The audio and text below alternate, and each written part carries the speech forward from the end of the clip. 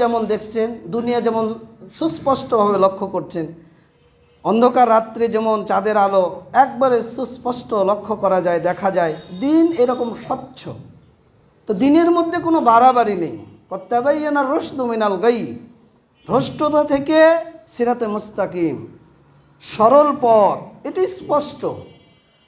ফামান ইয়াকফুর বিত্তাগুত ওয়া ইউমিন বিল্লাহ, যে ব্যক্তি তাগুতকে অস্বীকার করলো অতঃপর আল্লাহর প্রতি ঈমান আনলো, ফাকাদ ইসতামসাকা বিল উরওয়াতিল উসকা, ওই ব্যক্তি আল্লাহর রজ্জুকে শক্ত করে ধারণ করলো। সুবহানাল্লাহ। আল্লাহ শর্ত করে দিলেন, ফামান ইয়াকফুর বিত্তাগুত, যে ব্যক্তি তাগুতকে অস্বীকার করলো, লা ইলাহা, আল্লাহ রাব্বুল আলামিন আগে আপনাকে না বোধক, না সূচক, নেই কোনো ইলা, পৃথিবীতে কোনো ইলা আছে? আছে না নাই?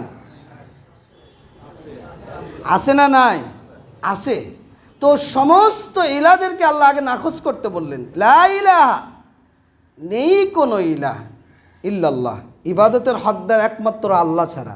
কে ছাড়া? আল্লাহ ছাড়া। যতদিন পর্যন্ত আপনি এই বাতিল মাবুদগুলো পরিত্যাগ করতে না পারবেন, ততদিন পর্যন্ত আপনার ঈমান হবে না। প্রকৃত যে ঈমান, এই ঈমান হবে না যতদিন বাতিল মাবুদকে অস্বীকার না করবে। এই জন্য আল্লাহ রাব্বুল আলামিন বলছেন, ফামান ইয়াকফুর বিত্তাগুত ওয়া ইউমিন বিল্লাহ, যে তাগুতকে অস্বীকার করলো অতঃপর আল্লাহর প্রতি ঈমান আনলো, ওই ব্যক্তি তো আল্লাহর রজ্জুকে ধারণ করলো শক্ত আকারে। বিন্নাওয়াজিস, মারিদ দাঁত দ্বারা।